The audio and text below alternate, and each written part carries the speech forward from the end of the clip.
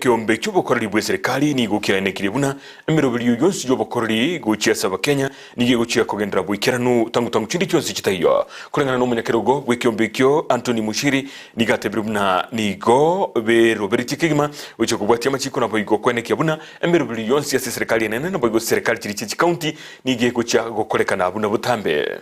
Advisory number 1 is on a fit for purpose structure of a new government. Advisory number 2 is on recruitment and selection of principal secretaries. Advisory number 3 is on appointment letters for principal secretaries.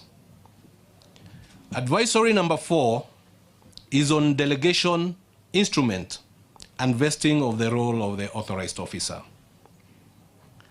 Advisory number 5 is on a high-level induction program for cabinet secretaries and principal secretaries. The advisories is both for the exiting and incoming new administration.